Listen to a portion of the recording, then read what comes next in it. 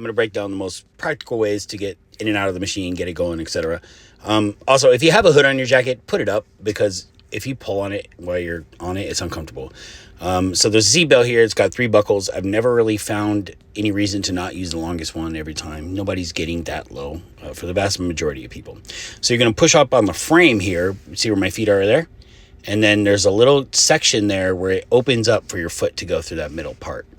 And then I want to have my knees and my feet parallel to each other, and try to not let my knees bow out as I do that, because you're essentially just making the movement happen with hip rotation, which is not the point of the move. You want hip extension.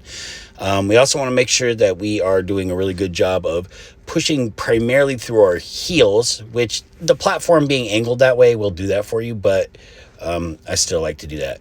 If you put the setting all the way back, you can use it as a hip flexor stretch or as Bulgarians, if you're a masochist like I am. So now there's another way here. When I go heavy, I just kind of like put my feet up straight first and then buckle and then slide my feet back, because it is hard to stabilize on one foot and step up one foot at a time when the weight really gets going on this machine.